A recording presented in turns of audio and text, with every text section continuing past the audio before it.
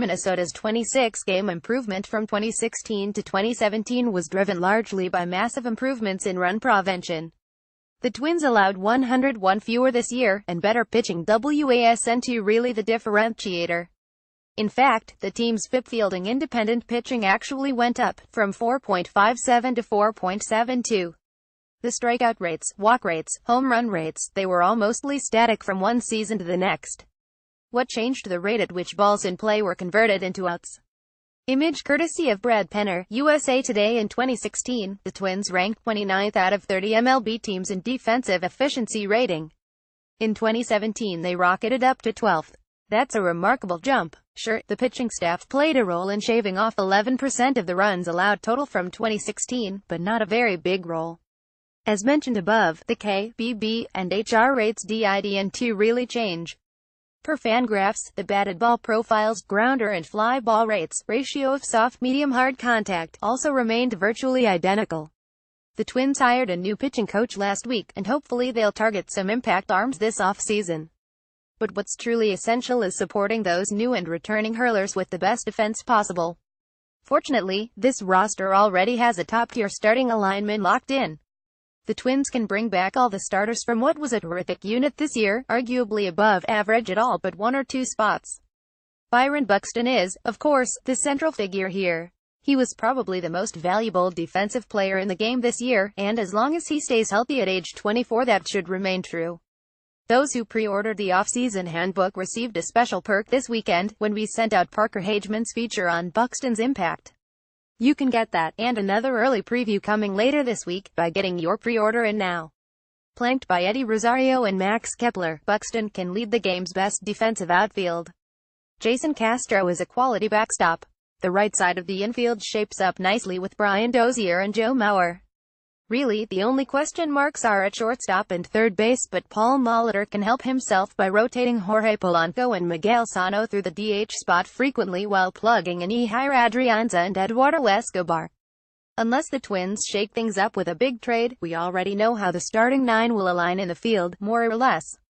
But Derek Falvey and Thad Levine will have opportunities this offseason to make upgrades on the periphery of the roster, and that's where I will be curious to see their approach. In particular, the answers to these three questions will be telling. 1. Will they bring back Robbie Grossman? The most patient hitter in baseball took a step backward after his exceptional first season with the Twins, but was still a relatively useful piece, splitting time between DH and the outfield corners while providing a steady, albeit unexplosive, offensive presence.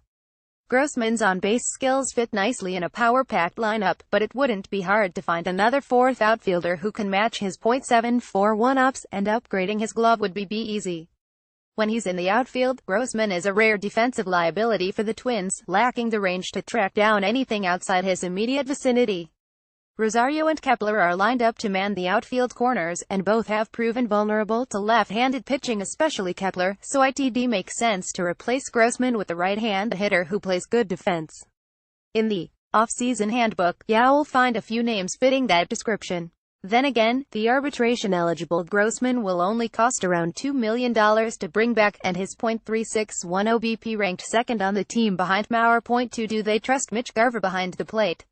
It would seem that Garver is ready to take over as Minnesota's backup catcher. He had a great year at AAA, earning Twins Minor League Player of the Year honors, and got his feet wet in the majors during the final weeks of the campaign.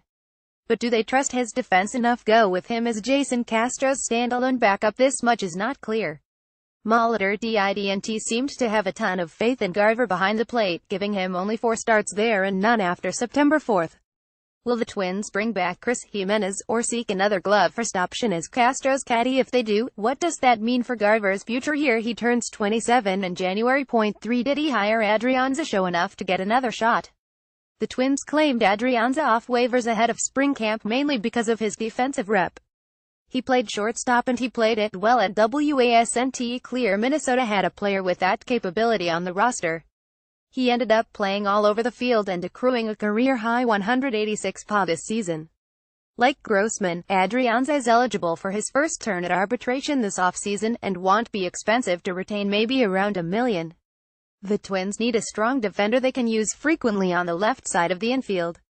Did Adrianza do enough to convince them he's that guy?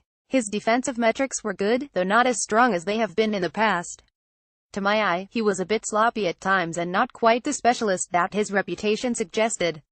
But the tools are clearly there, and to me, bringing him back is an easy call, especially since he's the only speed threat on the bench as things currently stand. What are your concerns and questions around the Twins' defense as we head into the offseason?